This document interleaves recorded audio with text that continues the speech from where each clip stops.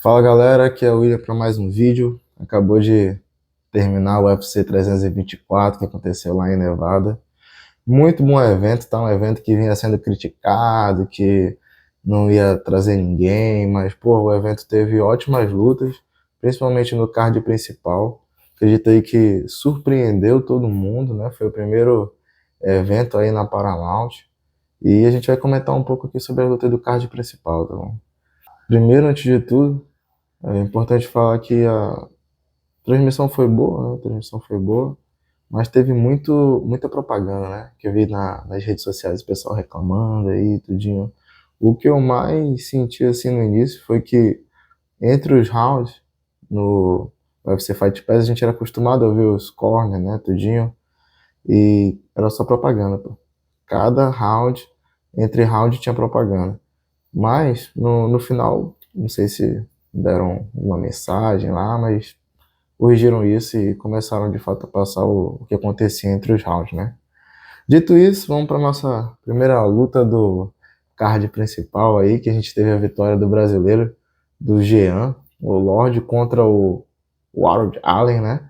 Foi um lutão, entregou tudo aquilo que tinha para entregar. O Allen é um cara duríssimo, bom de chão, bom de trocação, não se acanha, boa movimentação. E o Jean, cara, teve uma vitória que pra mim, embora ele não tenha conseguido nocaute, tá? Não conseguiu nocaute, aplicou bons golpes, bons chutes, bons cotoveladas e também teve um controle de luta agarrada. Embora ele não tenha tido nocaute, ele mostrou uma vitória madura, cara. Depois da luta dele contra o Diego, né, ficou muito latente, né? Ele não ter ouvido o Sucupira, não ter tido muita calma. E eu acho que essa vitória fala muito mais para ele, entendeu? Porque ele ouviu as instruções do corner, manteve a paciência. O primeiro round, embora ele não tenha. Quando eu fui ver lá a numeração, né, de golpes, estava parecido, assim. Mas a impressão que dava é que, principalmente na primeira metade, ele não disparou muitos golpes, né?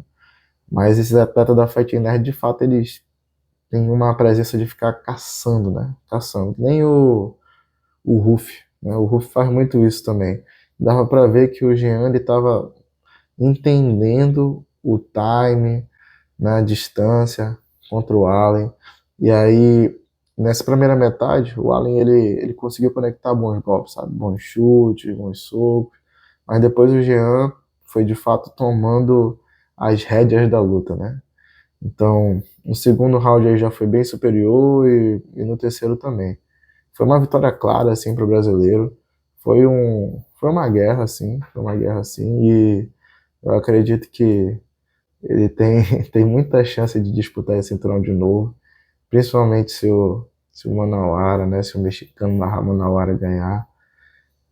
Mas independente, mano, independente, você tem ótimos planos para ele. Eu acho que, de fato, esse 2026 ele vai decolar ainda mais, tá? De parabéns aí, o Dian, foi um lutão, cara, e é isso aí. Logo em seguida, o que que teve? Teve Natália Silva versus a Rose Namajunas, né? Namajunas, não sei. Pô, foi um lutão também, tá? Por isso que eu falei, pô, foi um bom evento. Teve ótimas lutas, pô. A Natália e a Rose, elas são atletas que dominam muito bem a movimentação, né? A Natália tem um time muito bacana e ela é muito rápida, né? Deu pra perceber isso muito assim na luta. Ela tava mais rápida que a Rose, mas a Rose, por dominar também a movimentação, conseguia fazer frente.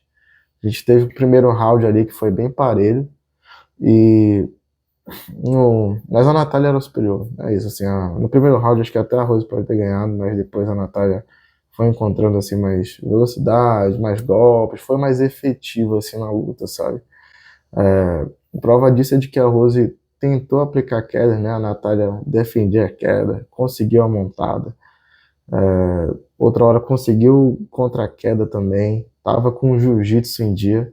Acho assim que a brasileira tem tudo para de fato ser uma boa container, né, contra a Tchevchenko. Não sei se vai dar para ela contra a Tchevchenko, mas ela pode de fato fazer acontecer, deixou isso claro. A Rose é uma atleta duríssima e ela sai maior dali. Teve uma vitória maiúscula mesmo assim. Terminando essa luta, veio a luta do peso pesado, né? Que era o Valdo contra o Derrick Lewis, né? Pô, cara, o Valdo ali, ele realmente dominou as ações, né? Dominou as ações, é um boxer superior, né? Teve a frieza de enfrentar o Derrick Lewis, que a gente sabe que a mão do Derrick Lewis é pesada, onde pega é chão, mas ele dominou muito movimentação, velocidade. Acho que a palavra desse UFC foi movimentação, cara. A movimentação foi a que definiu as lutas mesmo assim. Ele também aplicou bons chutes assim na perna do Derrick Lewis, né? O Derrick Lewis não conseguia encontrar o Valdo, não conseguia encontrar a distância, não conseguia conectar os golpes. Tentou até fazer uns chutes assim que de fato não são aquilo que ele faz, né? Não é aquilo que ele faz, mas o Aldo não passou perigo em momento nenhum, né? Não passou perigo em momento nenhum. Ele chegou a levar no primeiro round ainda o Derrick Lewis pro chão, mas não quis trocar chão com ele. Eu até fiquei surpreso, achei que ele ia pro ground and pound. Mas estava muito confiante, cara, muito confiante. Ele realmente colocou agora a terceira vitória seguida, né? Porque no terceiro round ele de fato só liquidou a fatura. Derrick Lewis veio, contra-golpe, lembrou muito a luta do Anderson Silva lá. Nocaute, e dali o Derrick Lewis já estava cansado, já estava entregue, de fato não conseguiu fazer frente, né? Então acho que o Aldo tem tudo para seguir em frente assim na divisão dos meus pesados, né? A gente sabe que é uma divisão rasa e ele agora se consolida, cara, se consolida mesmo. E do jeito que ele é nocauteador, acho que o UFC vai aproveitar mesmo assim, sabe, o cara. Daí a gente veio para os lockers, né? A gente veio para o co-main event of the evening, Sean O'Malley versus o Song Yadong. Cara, essa luta foi boa, foi boa. Foi a que eu menos assim gostei muito assim, né? Mas o Sean voltou, né? Vamos dizer assim, o O'Malley voltou às vitórias. Ele dominou assim o primeiro round. Ele se movimenta muito bem, né, cara? Com aquela base dele lá, fica saltando. Tinha um controle da distância muito bom. O Song se mostrou um ótimo lutador, tá? Pra mim. É um bom boxer mesmo, assim. Só que ele é um lutador mais de curta distância, né? Isso fez toda a diferença na luta. Porque o Sean O'Malley ficava controlando as ações. Ficava controlando as ações.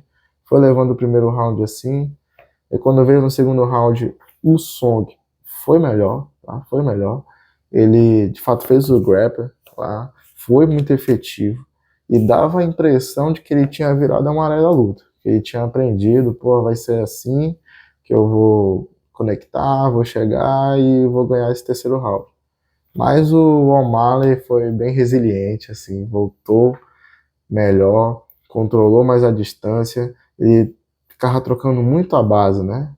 E aí, quando ele trocava a base, ele não conseguia ser muito, não conseguia atacar muito, mas ele conseguia pelo menos controlar as ações e não ser atingido. E assim, cara, ele foi levando a luta e, enfim, ganhou. Acho que tudo indica que ele vai ter esse title shot, né? Vai ter esse title shot. É mais um americano aí que pode vir a ser campeão. Então acredito que o UFC vai usar bastante essa oportunidade aí, né? Contra o Peter Young.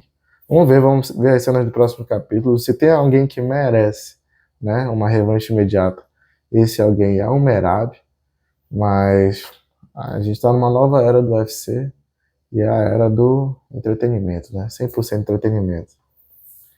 E para fechar com a nossa resenha, a gente teve ele, né?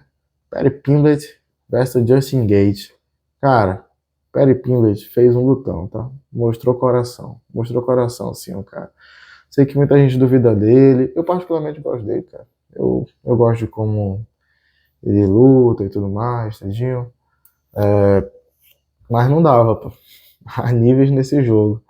Ele, enfim, não conseguiu levar o Justin Gaethje pro chão. Pra ser honesto, não foi a estratégia que ele adotou no início, né?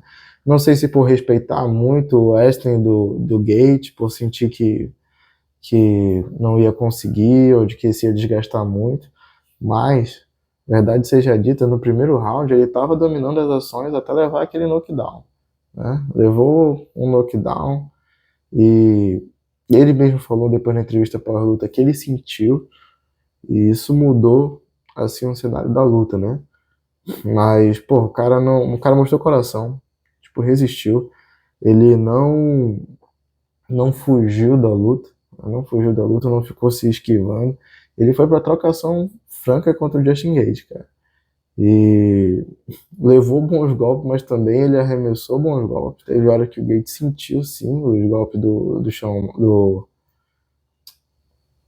esqueci, do Perry Pimblett, sentiu, cara, sentiu mesmo, assim.